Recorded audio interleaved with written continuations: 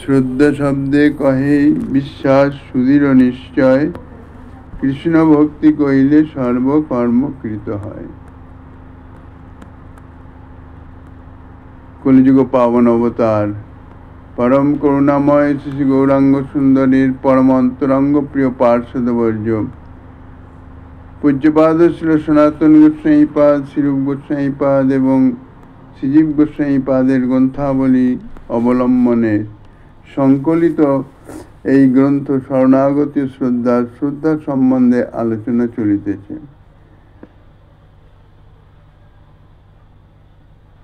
শ্রদ্ধার একটি বিশেষ লক্ষণ এই যে ব্যবহার জীবনে কোনো প্রকার কার্পণ্যের অস্তিত্ব না থাকা, এটাও শ্রদ্ধাভাঞ্জনের একটা লক্ষণ।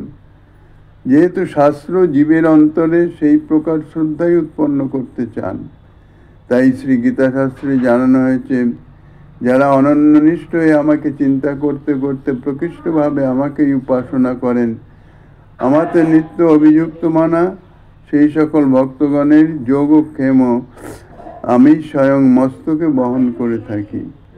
এই প্রমাণ অনুসারে ব্যবহারিক বিষয়ে কোনো প্রকার কার্পণ্য থাকা শ্রদ্ধার অভাবই পরিলক্ষিত হয়। এখানে গীতাক্তোক্তির তাৎপর্য হচ্ছে এই যে ভগবান স্বয়ং যেখানে তার ভক্তগণের পালন করার কথা মুক্ত কণ্ঠে ঘোষণা করে রেখেছেন, সেখানে কার্পণ্য করার অর্থই হল তাহাকে অবিশ্বাস করা বুঝায়। আচার্যপাদ শ্রীজীবচরণ এই সিদ্ধান্তে ইহা স্পষ্ট করলেন যে আমরা প্রকৃতপক্ষে শ্রদ্ধা লাভ করেছি কিনা তাহা যথার্থভাবে জানা যাবে ভগবানের শরণাগতির দ্বারা। শরণাগতির যে 6টি লক্ষণ বলা হয়েছে তাহা জীবনে বাস্তবায়িত বা রূপায়িত হয়েছে কি না তার দ্বারাই শ্রদ্ধার দৃঢ়তার পরিমাণ জানা যাবে, যে আমাদের শ্রদ্ধা কতটা দৃঢ়। ভগবানের শরণাগতি দ্বারাই প্রমাণ হবে যে আমরা কতটা পরিমাণে শ্রদ্ধা লাভ করেছি, কতটা পরিমাণে তাকে বিশ্বাস করেছি। আমাদের বিশ্বাস জড়জাগতিক প্রাকৃত মন বুদ্ধিত জড়জাগতিক প্রাকৃত আত্মীয় স্বজন অর্থ সম্পদ এর উপরেই বিশ্বাস, এর উপরেই ভরসা। মুখে হয়তো বলা হয় যে প্রভুর উপরেই ভরসা, প্রভুর যাহা ইচ্ছা তাহাই হবে, কিন্তু কতটা পরিমাণে এই বিশ্বাসের গভীরতা তা বাস্তব পরিস্থিতিতেই তাহা অনুভব করা যায়। কতটা পরিমাণে তাকে জীবনের রক্ষক রূপে বরণ করে তার প্রতি নির্ভরশীল হতে পড়েছি, ইহা একটু প্রতিকূল পরিস্থিতি আসলেই তখন বোঝা যাবে। তখন ভেবে দেখলেই আমরা বুঝতে পারবো যে আমাদের প্রকৃত শ্রদ্ধা জীবনে লাভ হয়েছে কিনা, অর্থাৎ প্রকৃতপক্ষে আমাদের বিশ্বাস তার প্রতি তাঁর যে এই যে গীতাতে যে ঘোষণা তিনি করেছেন যে অনন্য চিন্তন্ত মাং যে জনা পর্যুপাসতে তেষাং যোগক্ষেমং বহাম্যহম, তেষাং নিত্যাভিযুক্তানাং যোগক্ষেমং বহাম্যহম। অর্থাৎ শ্রী ভগবান নিজে যে অনন্যসরণ ভক্তের যোগক্ষেম মস্তকে বহন করে পৌঁছান তার দৃষ্টান্তও রয়েছে অর্জুন মিশ্রের জীবন চরিতের মধ্যে। কাজেই তার প্রতি কতটা নির্ভরশীল আমরা, কতটা তার প্রতি ভরসা, ইহা যখন বাস্তব পরিস্থিতি এসে উপস্থিত হয় তখন তা অনুভব করা যায়। শ্রদ্ধা সম্পর্কে জানার জন্যে কোনো বিশেষ বিদ্বানের নিকটে জিজ্ঞাসা করা প্রয়োজন হবে না, নিজের অন্তরেই জানিয়ে দেবে আমরা কাকে নির্ভর করে আছি। আমার অভীষ্টদেব শ্রী গোবিন্দের উপরে নির্ভরশীলতা সম্যকরূপে বিদ্যমান। সর্বেশ্বর প্রভুপর আসল মালিক, তাঁর উপরেই আমার সম্পূর্ণ ভরসা, নাকি টাকা পয়সা কিংবা আত্মীয় স্বজন পরিজন প্রতিবেশীজন তাহাদের উপরে আমাদের ভরসা। স্বাভাবিক অবস্থায় অর্থাৎ অনুকূল অবস্থায় তাহা বোঝা যায় না ঠিক, কিন্তু যখন প্রতিকূল অবস্থা খুব বেশি নয় একটু ব্যাধিতে আক্রান্ত হয়ে গেলেই তাহাতেই প্রমাণিত হয়ে যায় যে আমরা অভীষ্টদেবের উপর কতটুকু বিশ্বাস করেছি। তো উক্ত শরণাগতি বিচার অনুসারে যদি তাহার কাছে জীবনের ভার অর্পণ করতে না পারি, যদি না তাহাকেই জীবনের বন্ধু বা সর্বকালের রক্ষক রূপে বরণ করতে না পারি, তাহলে শাস্ত্রের বাণী অনুসারে, আচার্যপাদগণের সিদ্ধান্ত অনুসারে আমাদের নতমস্তকে স্বীকার করতে হবে যে আমরা এখনো শাস্ত্রসম্মত শ্রদ্ধা লাভ করতে পারি নাই। অর্থাৎ যথার্থ যাহা শাস্ত্রীয় শ্রদ্ধা, সেই শ্রদ্ধাই আমাদের এখনো লাভ হয় নাই।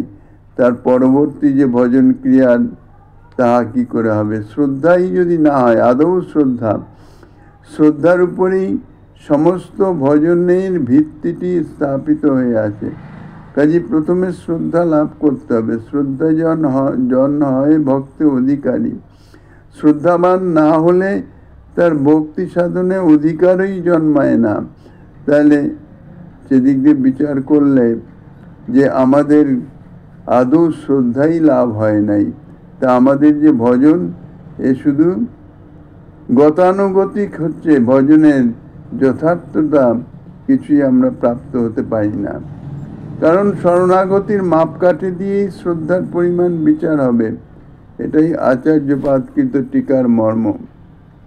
আচার্যপাদ আরও বলেছেন যে ভগবানের যে ঘোষণা বাক্য গীতাশাস্ত্রে জানিয়েছেন, অনন্য ভক্তের জীবনের ভরণ পোষণের ভার তিনি মস্তকে করে বহন করেন, পৌঁছে দেন।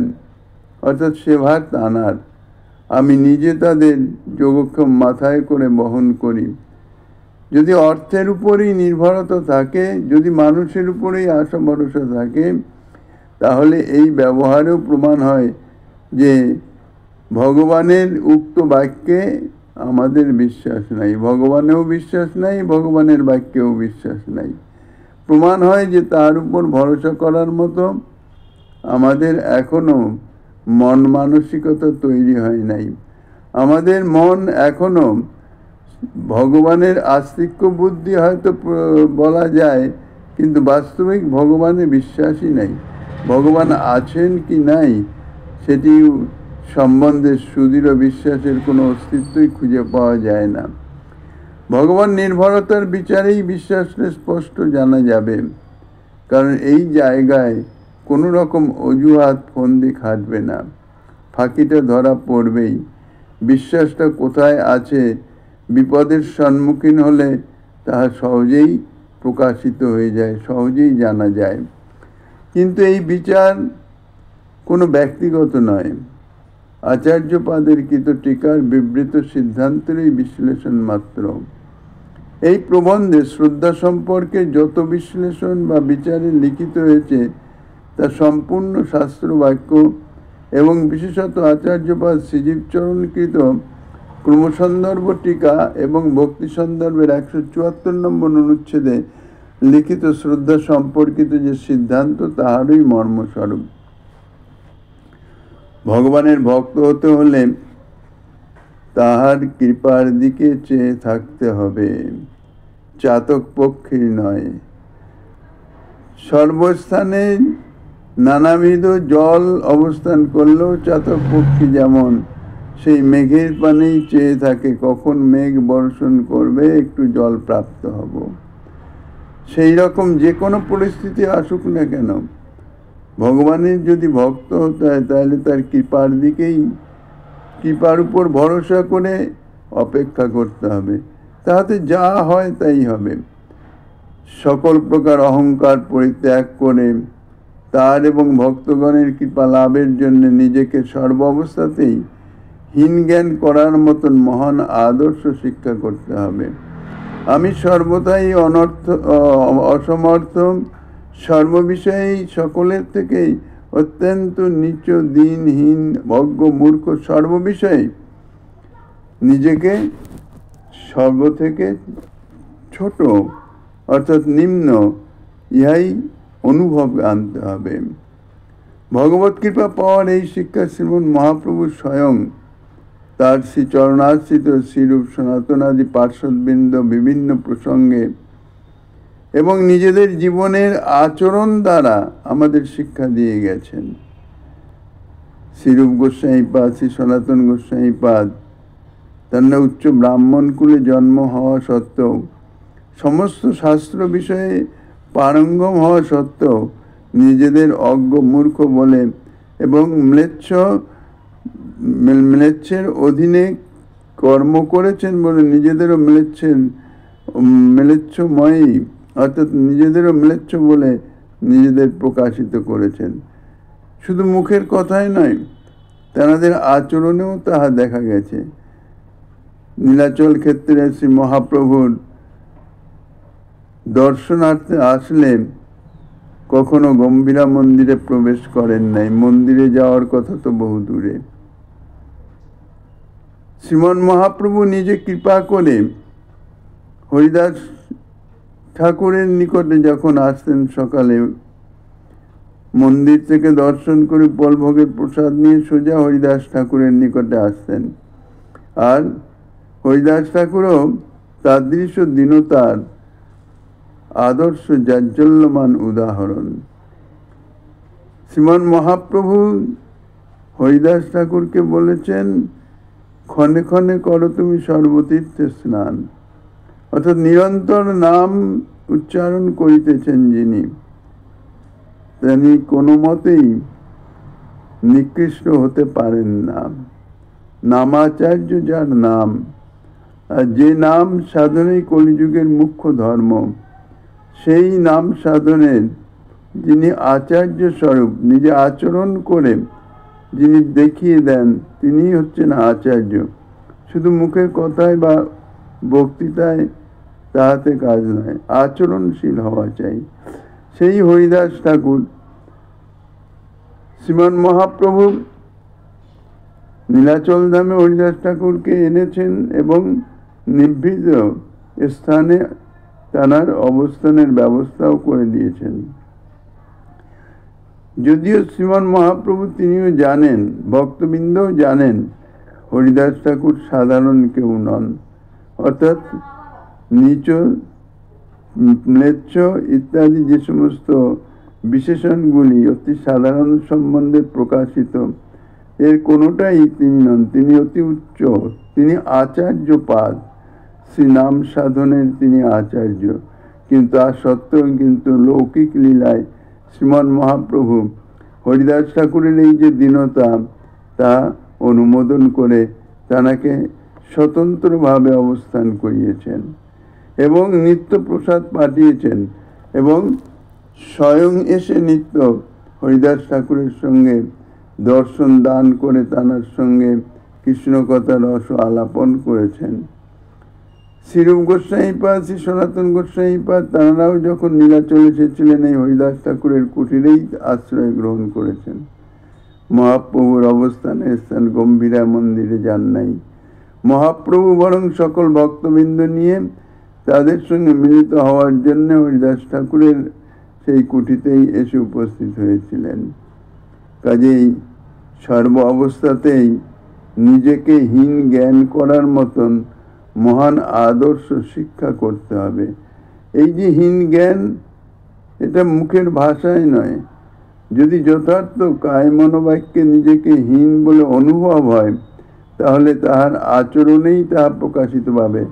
কোনো কপটতা নয়, কোনো লোক দেখানো আচরণ নয়।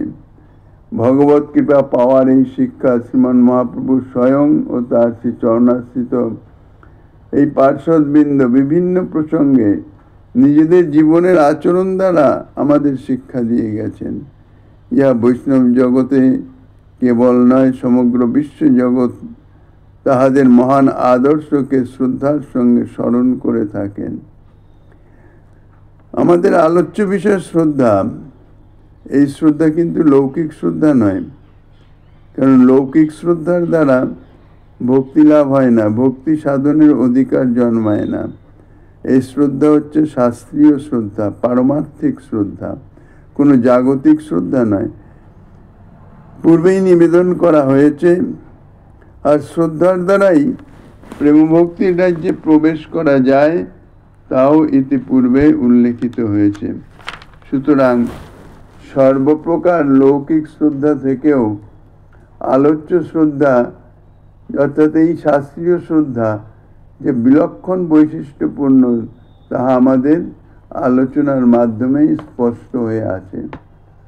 আচার্যপাদ শ্রীজীবচরণ তার ব্যাখ্যার মধ্যে শ্রদ্ধার যে বাস্তব চিত্রটি অঙ্কন করলেন, তার রূপরেখা যদি কারো হৃদয়কে স্পর্শ করে তাহলে তার জীবন যে অমৃতের পরশে ধন্যাতিধন্য হয়ে যাবে।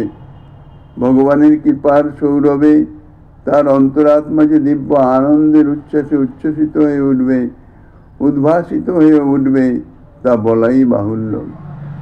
কিন্তু সেই শ্রদ্ধার সাথে যদি বাস্তব জীবনে আমাদের পরিচয় না ঘটে, এখনো যদি সেই প্রভুবরের কৃপার উপর নির্ভরশীল না হতে পারি, পক্ষান্তরে বিষয় সম্পদের উপর বা স্বজন বন্ধু বান্ধব তাদের উপরই আশা ভরসা যদি কেন্দ্রীভূত হয়ে থাকে, তার উপরে আস্থা না রাখতে পারি, তাহলে শ্রদ্ধাহীন অনধিকার অবস্থায়, আত্মজ্ঞানহীন প্রকৃত দেহ অভিমান বদ্ধমূল অবস্থায় সিদ্ধকোটি ভক্তের আস্বাদ্য কেবল লীলারসের বিচার করা বা প্রেমভক্তি রসরাজ্যের চরমতম শিখরে প্রতিষ্ঠিত শ্রী রাধা গোবিন্দের লীলা রহস্যের মর্ম আলোচনা ও বৈশিষ্ট্য নিরূপণ করা কেবল অনধিকার চর্চাতেই পর্যবসিত হবে।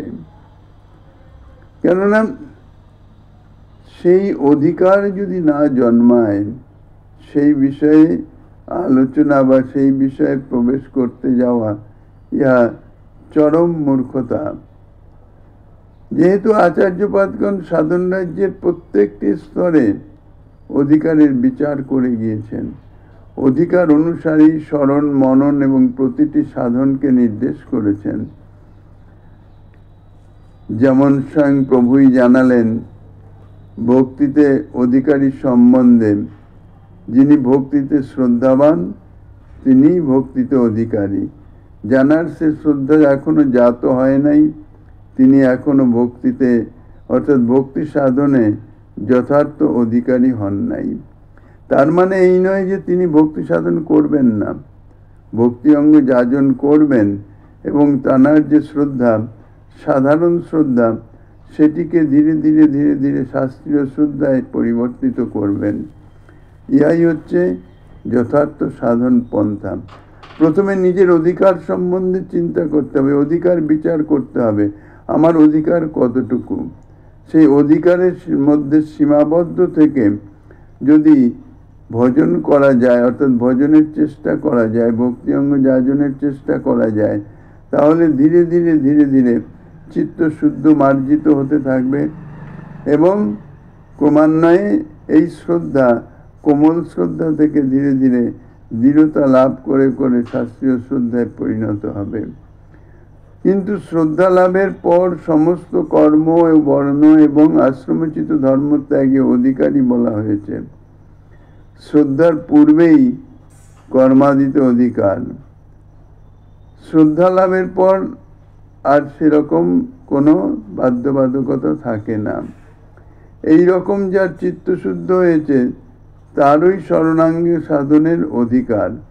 চিত্তশুদ্ধির পূর্বে শরণাঙ্গ সাধনে অধিকার জন্মায় না। আর চিত্তশুদ্ধ হয়েছে কি হয়নি এটা নিজের বিচার নিজেরই করতে হবে। চিত্তশুদ্ধি অর্থাৎ অনর্থ নিবৃত্তি, ভজন ক্রিয়ার মাধ্যমে অনর্থ নিবৃত্তি অর্থাৎ গুণাতীত হওয়া, প্রাকৃত সত্যরজ তমগুণের অতীত হওয়া, চিত্তে বিশুদ্ধ সত্যের আবির্ভাব হওয়া, তাহলেই যথার্থ। কারণ শুদ্ধ চিত্তেই সেই যে বিশুদ্ধ সত্যগুণ, অপ্রাকৃত বিশুদ্ধ সত্যগুণ আবির্ভূত হন এবং সেই বিশুদ্ধ সত্যাবিষ্ট যে চিত্ত, সেই চিত্তেই যথার্থ ভক্তি মহারানীর আবির্ভাব হয়। আর সেই বিশুদ্ধ চিত্তে তখন যথার্থ শরণাঙ্গ ভক্তির অধিকার জন্মায়। তার পূর্বে শরণাঙ্গ ভক্তি সাধনে অনধিকারী হয়ে যদি শরণাঙ্গ ভক্তি সাধন করতে যায় তাহলে তার ফল শুভ হয় না। অর্থাৎ সেটা কিছুটা ওই নিত্য নৈমিত্তিক দৈনন্দিন যন্ত্রবৎ ক্রিয়া বা ভজন হয়ে থাকে। আবার যার ব্রজবাসীগণের এবং ব্রজগোপীগণের ভাব লাভ করার জন্য গাঢ় লালসা হয়, তারই রাগমার্গে অধিকার, তার পূর্বে নয়।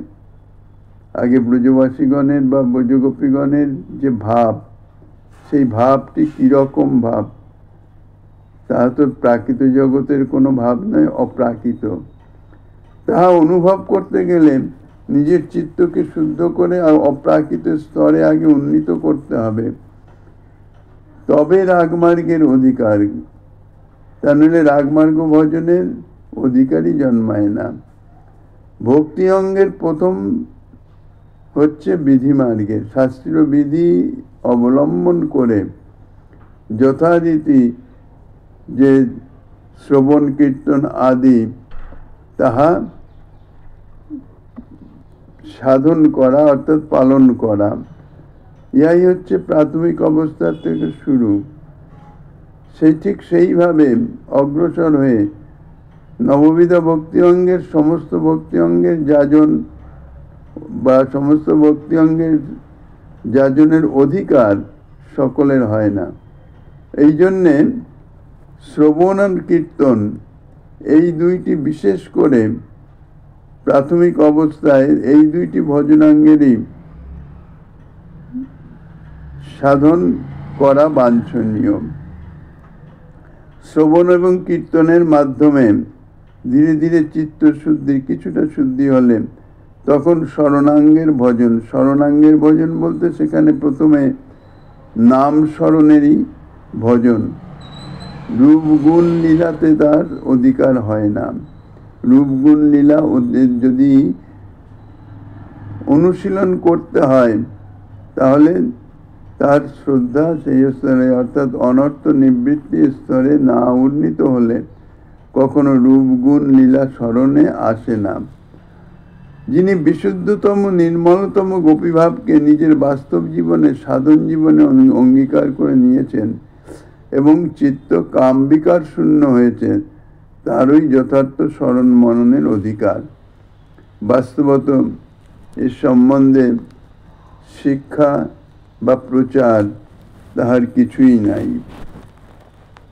প্রচারের বেশি আছে যুগলের লীলাবিলাস, তাও আবার কি রহলীলাবিলাসের প্রচারের কোনো তুলনাই নাই। রাসলীলা, আজকাল লীলা কীর্তনিয়াগণ তারা বেশিরভাগ রাসলীলাই কীর্তন করেন, যেখানে স্বয়ং মহাপ্রভু নিজে বলেছেন যে রাসলীলা শ্রবণের আমার অধিকার নাই। অর্থাৎ সাধারণ ভক্তের রাসলীলা শ্রবণেরই অধিকার জন্মায় নাই, তো স্মরণ মনন তো পরের কথা। শ্রদ্ধাবান জন হয় ভক্ত অধিকারী, বা শ্রীমদ্ ভাগবতে শ্রী ভগবান বলেছেন তাবৎ কর্মাণি কর্বিত ন নির্বিদ্যে তো যাবতা মত কথা শ্রবণাদৌ বা শ্রদ্ধা যাবন ন জায়তে। হে উদ্ধব, যতদিন পর্যন্ত কর্ম বিষয়ে বিষয় ভোগাদিতে নির্বেদ বা বিতৃষ্ণা না হয়, অর্থাৎ বিরক্তি না হয়। এই যে বিরক্তি বা বিতৃষ্ণা, এটা তো মনোধর্ম। বাহ্যিক বাহ্যিক দেখে তা অনুভব করা যায় না। কার মনে কতটা বিরক্তি, বিষয় সম্বন্ধে বিরক্তি বা বিতৃষ্ণা জেগেছে সেটি তানারটা তিনি করতে পারেন। বাহ্যিক আচরণের দ্বারা চট করে অন্য কেউ তা অনুভব করতে পারবেন না। বলছেন বিষয় ভোগাদিতে সম্পূর্ণ বিতৃষ্ণা বা বিরক্তি, আর আমার কথা শ্রবণাদিতে যতদিন পর্যন্ত শ্রদ্ধা না হয়, শ্রদ্ধা ততদিন পর্যন্ত নিত্য নৈমিত্তিক কর্ম সকল অনুষ্ঠান করবে। ভগবান নিজে উদ্ধবকে বলেছেন সাংসারিক অর্থাৎ ব্যবহারিক যা যা কর্তব্য কর্ম তাহা অবশ্য পালনীয় শাস্ত্রীয় সিদ্ধান্ত অনুসারে, এবং তাহা পালন করে যদি স্বাভাবিক ভক্তি ধর্ম যাজন করা যায় শ্রদ্ধা লাভের উদ্দেশ্যে, তাহলে ধীরে ধীরে ধীরে ধীরে এই বিষয়ে বিরক্তি বা ভগবত কথা শ্রবণে শ্রদ্ধা, এখানে শ্রদ্ধা মানে ভগবত কথা যাহাই শ্রবণ করা হোক না কেন তাহাতে দৃঢ় বিশ্বাস, ইহাই হচ্ছে শাস্ত্রীয় শ্রদ্ধা, অর্থাৎ শ্রদ্ধার মূল কথা। অত শরণাপত্যা শ্রবণ কীর্তনাদিত শুদ্ধান্তকরণশ্চেত এতন নির্বিদ্যমানানাম ইত্যাদুক্তত্বান নাম কীর্তনা পরিত্যাগেন শরণং কুর্যাৎ। ক্রমসন্দর্ভ টিকায় শ্রীজীব গোস্বামীপাদ তিনি বলেছেন, ভগবানের শরণাপত্তি দ্বারা শ্রবণ কীর্তনাদি সাধনে যদি অন্তঃকরণ শুদ্ধ হয়, তাহলেও দ্বিতীয় স্কন্ধে কথিত শ্রী সুখদেবের উক্তি অনুসারে শ্রী ভগবানের নাম কীর্তনকে পরিত্যাগ না করে স্মরণ করবে। এখানে চিত্তশুদ্ধি মানে চিত্ত বিষয় সম্পর্ক থেকে সম্পূর্ণ মুক্ত হওয়া, তার নাম চিত্তশুদ্ধি।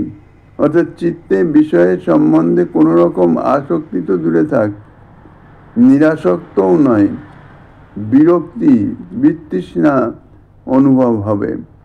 এই প্রকার চিত্তশুদ্ধ হলে তবেই শরণাত্মিকা সাধনের যোগ্যতা লাভ হয়। কিন্তু এই যে শরণাত্মিকা সাধন বা যে কোনো ভক্তি অঙ্গের সাধন, নববিধা ভক্তি অঙ্গের বাকি 8টি অঙ্গই নাম কীর্তনের সঙ্গে করতে হবে।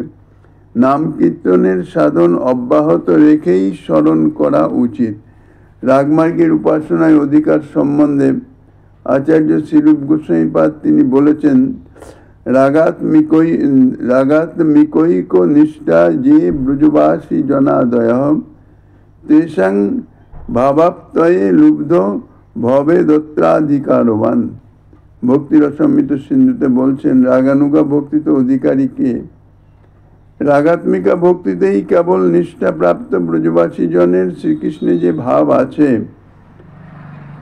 ওই জাতীয় ভাব প্রাপ্তির জন্যে লালসা পরায়ণ লুব্ধ ব্যক্তি এই রাগানুগা মার্গের অধিকারী বুঝতে হবে।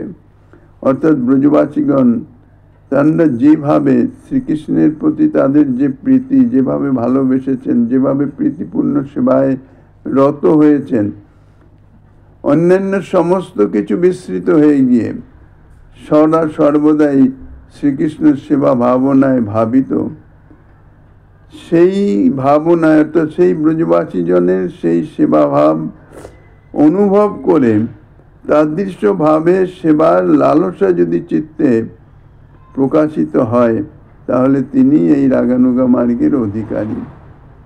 আবার নিগুড় ব্রজলীলা স্মরণ সম্বন্ধে শ্রীজীবপাদ বলেছেন, তত্রাপি পরমশ্রেষ্ঠ শ্রীরাধা সম্বলিত লীলাময় তদ্ভনন্তু পরমতম মেবেতি শত সিদ্ধতি, কিন্তু রহস্য লীলা তু পৌরষ বিকার বদি ইন্দ্রিয়োদয়ী নপাস্যা স্বীয় ভাব বিরোধাৎ।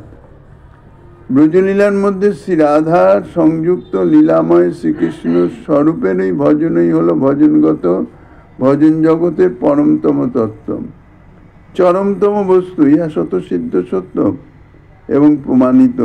কিন্তু শ্রীকৃষ্ণের যে সকল লীলা বিলাসাত্মক, আলিঙ্গন চুম্বন আদিময়, সেই রহস্য লীলা যাদের মন কাম বিকারগ্রস্ত, ইন্দ্রিয় পৌরুষ বিকারযুক্ত, সেই সকল ব্যক্তি মধুর রসের সাধক হলেও উক্ত লীলা অর্থাৎ সেই রহলীলা আদির স্মরণ মননে বিন্দুমাত্র অধিকার নাই, যেহেতু ওই লীলা তাদের ভাবের বিরুদ্ধ হয়।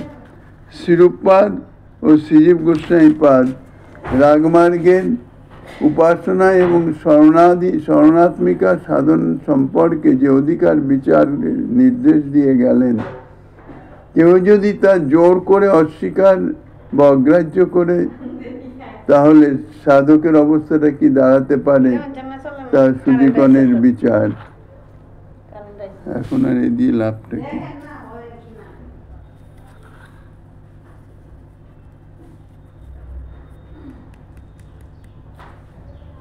নাই।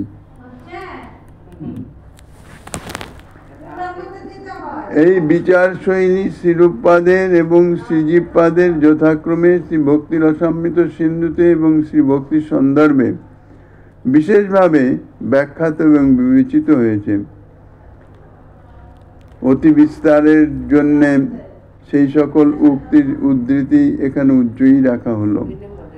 জ্ঞাতব্য বিষয় শ্রোতব্য তত্ত্ব সবই জানাতে হবে, সবই শুনতে হবে ঠিকই, কিন্তু নিজের অধিকার ও যোগ্যতার হিসাব ভুলে গিয়ে নয়।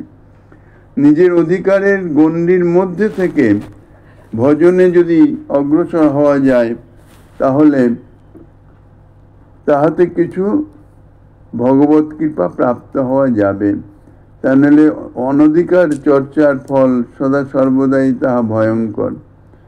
নিজের অধিকার ও যোগ্যতার হিসাব ভুলে গিয়ে যদি ভজন করার চেষ্টা করা হয় তাহলে মারাত্মক ভুল হয়ে যাবে। আচার্যপাদগণ পরতত্ত্ব ভগবান এবং তার লীলাকে তাত্ত্বিক দৃষ্টিকোণেই ব্যাখ্যা করেছেন এবং জানিয়েছেন। আমাদেরও সেই সকল অচিন্ত ভগবত তত্ত্বকে আর নিগুড় লীলারস তত্ত্বকে তাত্ত্বিক দৃষ্টিকোণেই জানতে হবে, শুনতে হবে এবং বুঝতে হবে। গোদাবরী তটে শ্রী রায় রামানন্দের সঙ্গে চরম সিদ্ধান্ত আলোচনা করার পর প্রভু প্রশ্ন তুললেন, কৃষ্ণের স্বরূপ কহ, রাধার স্বরূপ, রস কোন তত্ত্ব, প্রেম কোন তত্ত্বরূপ? কৃপা করি এই তত্ত্ব কহ তো আমারে, তোমা বিনা কেহ ইহা নিরূপিতে নারে। এসব প্রশ্নে প্রভু কি জানতে চাইলেন? তাকে ঠিকমতো শোনা হয়েছে? আর কেনই বা কৃষ্ণ স্বরূপের এবং রাধা স্বরূপের কথা, প্রেমরস তত্ত্বের বিষয়ে জানতে চাইলেন? এটা কি তার নিজের প্রশ্ন, অর্থাৎ শ্রীমান মহাপ্রভু নিজের প্রশ্ন ছিল? এসব মর্ম বিচার করলে আমরা সহজেই জানতে পারব এ প্রশ্ন রেখেছিলেন জগতের সাধকগণের দিকে তাকিয়ে। কারণ বস্তুতত্ত্ব জ্ঞানহীন অবস্থায় এই রহস্যপূর্ণ নিগুড় লীলাতত্ত্বের বোধ হওয়া এবং এর যথার্থ উপাসনা করা তা একেবারেই অসম্ভব। এই কারণে গৌড়ীয় বৈষ্ণব আচার্য পাদগণ তাদের প্রত্যেক লীলাগ্রন্থে উপাস্য উপাসনা বিষয়ক যাবতীয় বিষয়বস্তুকে তাত্ত্বিক দৃষ্টিকোণেই জানিয়েছেন। আমরা এখানে যে শ্রদ্ধার বিষয়ে আলোচনা করছি, এই শ্রদ্ধাকে তাত্ত্বিক দৃষ্টিকোণেই বিবেচনা করা হচ্ছে এবং যা আচার্য পাদগণ জানিয়ে গেছেন। একজন সাধক কোনো অবস্থায় সংসার ত্যাগ করবেন, সংসার ত্যাগের অধিকার আর জন্মাবে। কর্ম ধর্ম কখন কোন পরিস্থিতিতে পরিত্যাগ করবে, কর্ম অর্থাৎ জড়জাগতিক কর্ম, সাংসারিক কর্ম, ব্যবহারিক কর্ম, আর ধর্ম এখানে বেদধর্ম, লোকধর্ম ইত্যাদি সম্বন্ধে। সেইটি কোন পরিস্থিতিতে কোন অবস্থায় পরিত্যাগ করবে, কোথায় তার অধিকার জন্মায়, তা সম্পূর্ণ নির্ভর করে এই শ্রদ্ধার উপর, অর্থাৎ শাস্ত্রীয় শ্রদ্ধা লাভের উপরে। শ্রদ্ধা লাভের পূর্বে কখনো নয়, কিন্তু শ্রদ্ধা লাভের পর সাধক যে কোনো সময়ই বর্ণধর্ম বা কর্তব্যকর্ম ত্যাগ করতে পারে।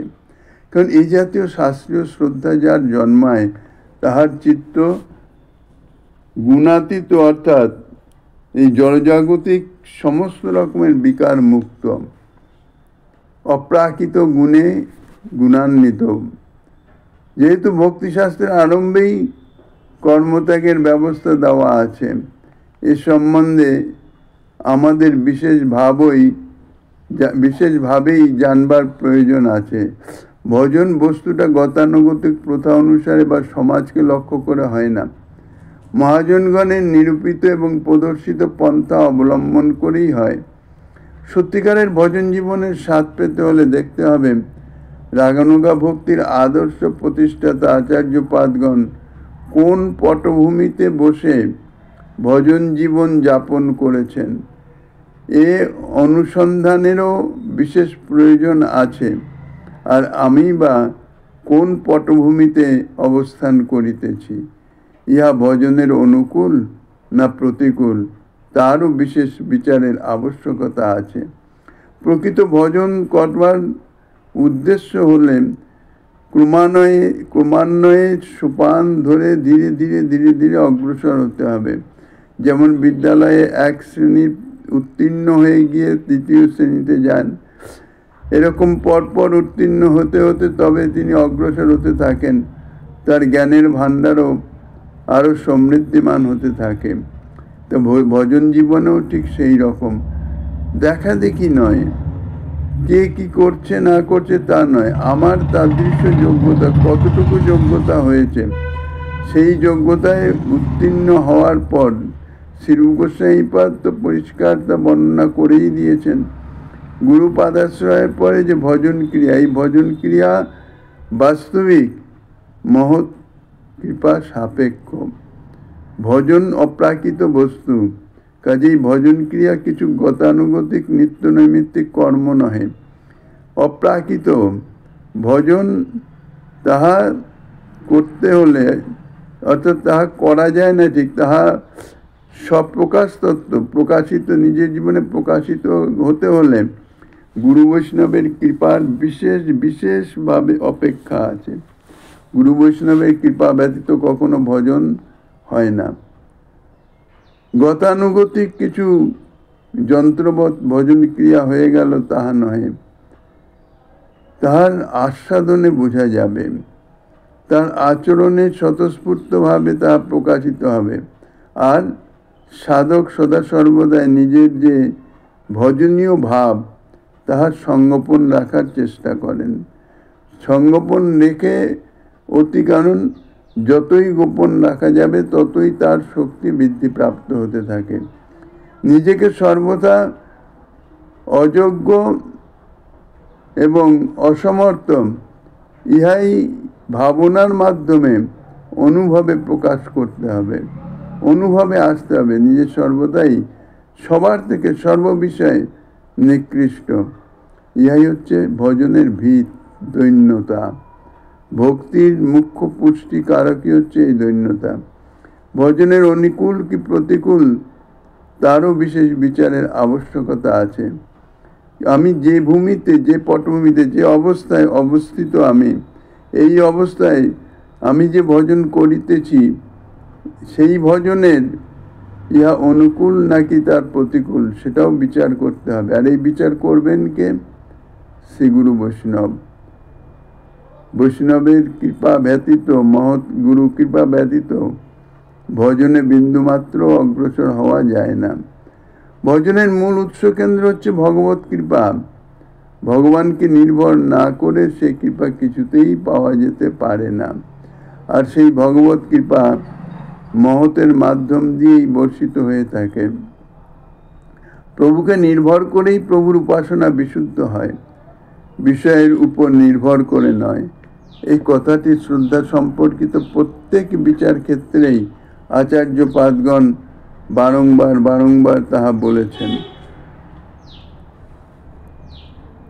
তাহলে শ্রদ্ধা সম্পর্কে ইতিপূর্বে আলোচিত 3 আচার্যপাদের টিকায় যে বিচার প্রদর্শিত হয়েছে তার সারমর্মেই বলা যায় যে শ্রদ্ধা শাস্ত্রানুগত যুক্তি বিচারের উপর প্রতিষ্ঠিত নয়, সেই শ্রদ্ধার দৃঢ়তা সর্বদা সর্বাবস্থায় অক্ষুণ্ণ থাকতে পারে না। প্রতিকূল পরিস্থিতি আসলে সে শ্রদ্ধা নষ্ট হয়ে যায়। কিন্তু যে শ্রদ্ধার পশ্চাৎপটে কোনো ভক্ত মহতের কৃপা থাকে, সেখানেই শাস্ত্রবাক্যে এবং শাস্ত্র নিরূপিত ভগবানের এবং তার ভক্তির অচিন্ত্য ক্ষমতার বিশ্বাসও সেখানে সুদৃঢ় হয়ে যায়। পরবর্তী আস্বাদনী যা দিচ্ছেন শ্রীমন মহাপ্রভু গিরিধারীর কৃপা হলে আগামী দিন আস্বাদনের বাসনা রেখে অদ্যকার ভাগবতী কথার এখানেই বিশ্রাম।